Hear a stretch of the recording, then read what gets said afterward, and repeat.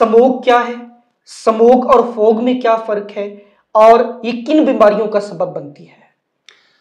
Thank you so much, it's pleasure to meet you.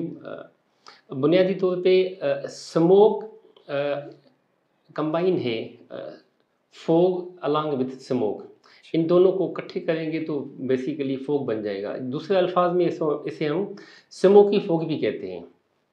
Normally जो fog होती है जिसे हम घिम कहते हैं, वो जब भी कंटेमिनेटेड हो जाएगी स्मोक की वजह से, यानी कि आलूदा माहौल की वजह से, आलूदगी की वजह से, उससे हम बेसिकली स्मोक कहते हैं। अब वो जो स्मोक है उसको डिवाइड किया गया है। एक है जिसे हम कहते हैं जी लंदन स्मोक, दूसरे अल्फाज में उसे हम सल्फर स्मोक भी कहते हैं। दूसरा है ऑटोमोबाइल स्मोक।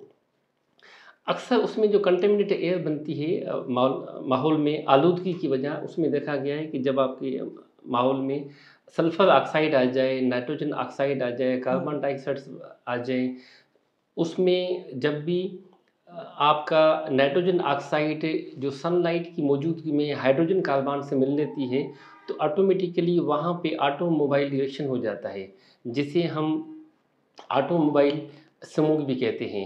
ये जब भी होगा तो उसमें अक्सर देखा गया है कि पेशेंट को आंखों में ख़ारिश होगी, गले में ख़ारिश होगी, नाक में ख़ारिश होगी, पेशेंट को मुसलसल सांस में दिक्कत होती रहेगी, उसको सांस लिया नहीं जाएगा। उसके बाद पेशेंट को जिस्म में एलर्जी सी महसूस होती रहती है, घुटन सी महसूस होती रहती है।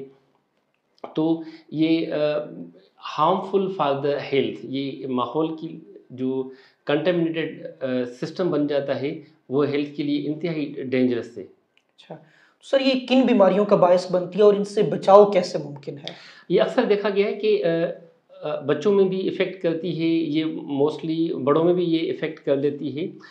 वो पेशेंट जिनको पहले ही अस्थमा के पेशेंट हैं, या वो पेशेंट जिनको पहले ही एलर्जी है, या जिनका क़ुव्वत मुदाफ़त कम है, जिसे हम कहते हैं इम्यून सिस्टम कम है, उसमें ये जल्दी इफ़ेक्ट कर लेती है।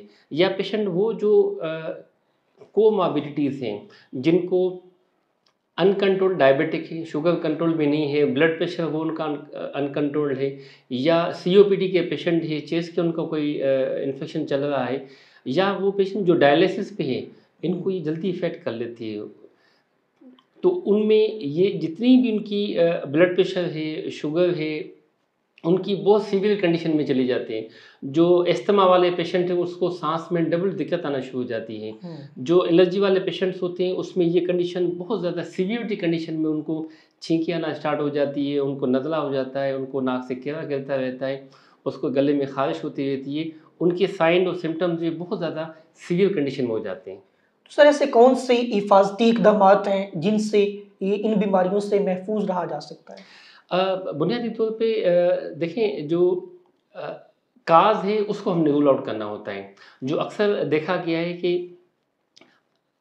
बेतहाशा ऑटोमोबाइल जो हमारी यूज़ होती है, पहले देखें हर बंदा पैदल चलते रहते थे, साइकिल का इस्तेमाल होता रहता था। अब जैसे-जैसे आपने देखा होगा कि जी पब्लिक ट्रांसपोर्ट का कम इस्तेमाल है, तो लोग हर बंदा अपनी-अपनी गाड़ी इस्तेमाल कर रहा है। तो बेतहाशा जो ऑटोमोबाइल इस्तेमाल हो रहा है, उससे कच्चा जो धुआँ निकलता रहता है, ये one of the major source है।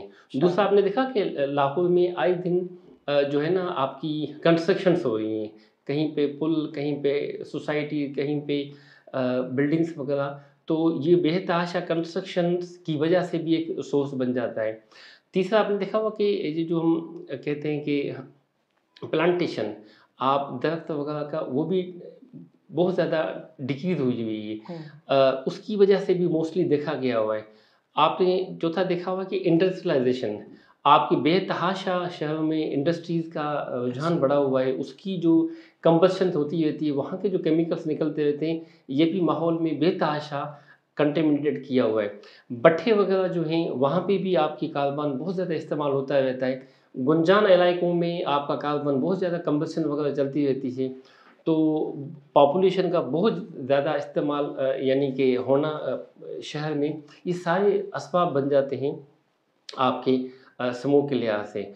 डेफ़िनेटली देखिए ये सारी चीज़ें जो फैक्टर्स हैं, उससे डेफ़िनेटली हमने अवॉइड करना है, जो आपके लिए प्राइमरीली है।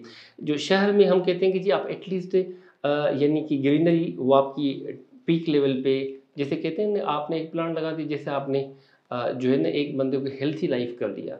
तो प्लांटेशन वो बढ़नी चाहिए, स्पेशली जो 2-3-4 माह के जो पीक सीज़न है स्मोक में, उसमें हम कहते हैं कि एटलीस्ट कंस्ट्रक्शन वाले जो काम है उसको अवॉइड किया जाए।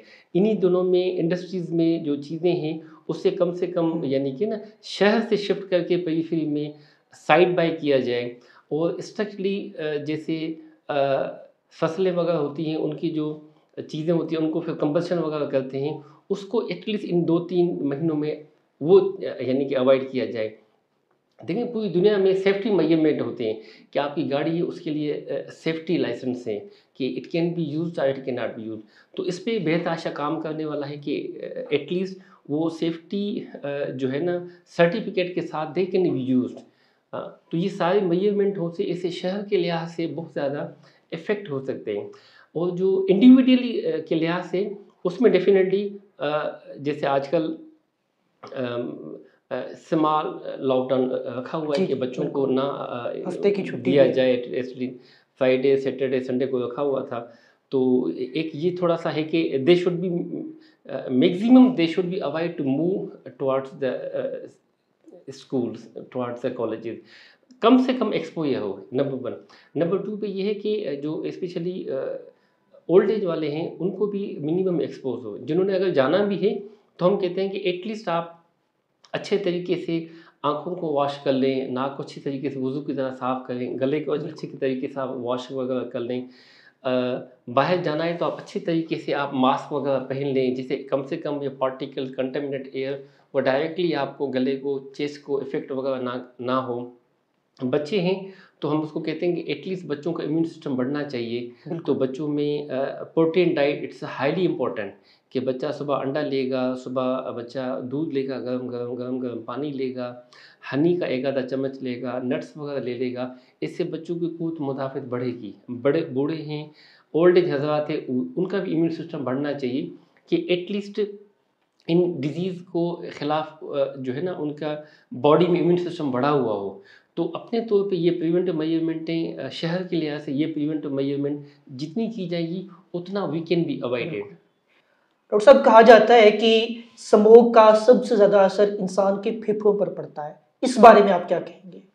अच्छा, बुनियादी तौर पे वो पेशेंट जिनको ना पहले से ही एलर्जी है, अच्छा, जिनको नाक से छींकी आती है, नाक से पानी आता रहता है, कीड़ा गिरता नाक रहता से है। केरा गिरता रहता है गले की तरफ से, तो primarily the source of infection lie in the nose and the sinuses. वो डेफिनेटली केरा गले की तरफ, वो फिर अल्टीमेटली चेस्ट की तरफ, उस समय अस्थमा के चांसेस हो जाते हैं जो डायरेक्टली आपकी सांस की नालियों को, लंग्स को इफेक्ट करती रहती है। वहाँ पे बलगम जम जाता है, वहाँ पे म्यूकस कलेक्ट हो जाती है। तो ऐसे पेशेंट को जिनको एलर्जी का प्रॉब्लम है उसमें अस्थमा के चांसेस ज़्यादा हो जाते हैं, उसमें इवन नमूनिया के चांसेस ज़्यादा हो जाते हैं, उसमें चेस्ट के इन्फेक्शन, ब्रोंकाइटिस के इवन ज़्यादा बिल्कुल चांसेस हो जाते हैं। जितनी जितनी वहाँ पे म्यूकस अक्यूमुलेशन हो जाती है तो सांस लेने में दिक्कत होती है, बोलने में उनको प्रॉब्लम होता रहता है, घुटन सी महसूस होती रहती है, क्योंकि they are already prone to allergic, they are already prone to sinusitis, they are already prone to rhinosinusitis. तो इनमें फिर ज़्यादा चांसेस होते रहते हैं कि directly it effect the lung. इस वजह से ऐसे पेशेंट को फिर जिनको लंग्स का प्रॉब्लम हो जाता है तो फिर हम कहते हैं immediately you should take you nearby consultant. एक दफ़ा उनको दिखा दें, ये ना हो कि आपके लंग्स कोलेप्स हो जाएं, लंग्स में नमोनिया हो जाए, लंग्स में बिल्कुल सीवियर इन्फेक्शन हो जाए। They are more prone to patient. बिल्कुल। अच्छा डॉक्टर साहब, लाहौर को पिछले कुछ सालों से आलूदा तरीन शहर करार दिया जा रहा है, इसकी क्या वजह है? ऐसी कौन सी खराबियां हैं जिसकी वजह से आज ये हाल है हमारा? आप देखें कि पहले एक तो पॉपुलेशन बहुत कम थी लाहौर के लिहाज से, जी डे जी by day day by day आप देखें बहुत ज़्यादा पॉपुलेशन वाइज बहुत पीक लेवल पे। दूसरा नंबर आप देखेंगे जितने भी लोग हैं, आप पब्लिक ट्रांसपोर्ट पे आपको मिनिमम मिनिमम महसूस बिल्कुल होंगे। हर दूसरे तीसरे आपको देखें अपनी गाड़ी लगी हुई ऐसा है, ही है। हर दूसरा तीसरा घर पे जो आप देखें गाड़ी लगी हुई है। तो दे आर बेतहाशा यानी कि ना अपनी कन्वेंस के तौर पे गाड़ियों का इस्तेमाल है। तो डेफिनेटली उसमें ईंधन वगैरह बहुत ज़्यादा निकलता रहता है, ये आपके लिए है। कंस्ट्रक्शंस हैं उसका मेजर रोल है।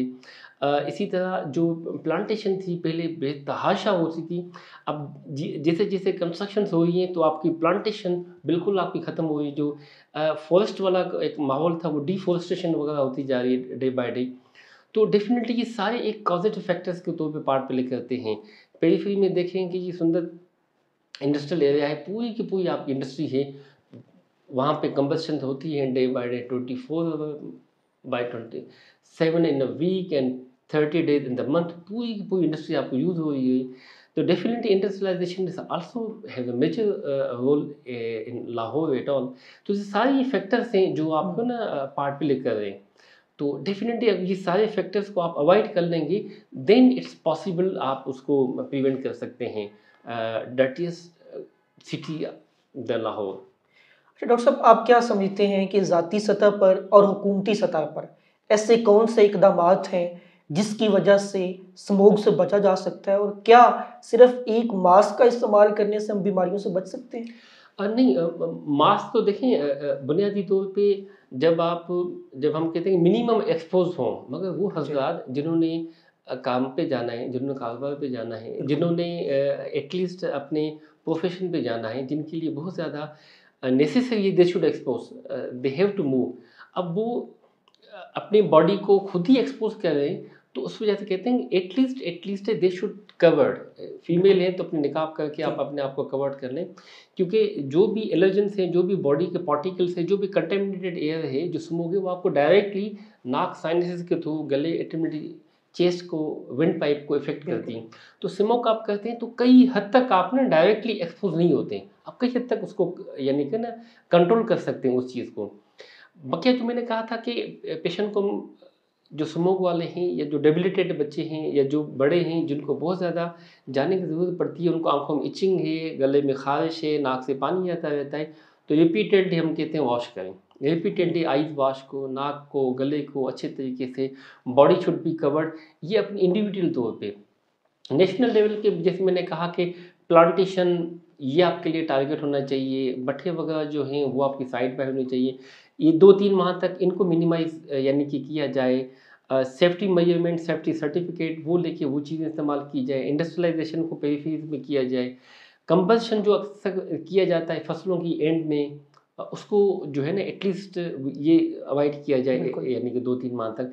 इससे नेशनल लेवल पे कई हद तक, इवन आजकल तो रिकमेंडेशन से सेफ्टी मेजरमेंट के लिहाज से कि नए से नए शहर बनाए जाएँ, डिफरेंट सिटीज़ किए जाएँ, बजाय कि आप गुंजान इलाका कर दें, बजाय कि आप पॉपुलेशन एक ही जगह पे रखें। इट्स बेस्ट कि आप डिफरेंट सिटीज़ हों, डिफरेंट लोग एक्सपोज हों, आप उसको वसी कर दें। तो ऑल आर द फैक्टर्स जिसको आप नेशनल लेवल पे यू कैन प्रिवेंट।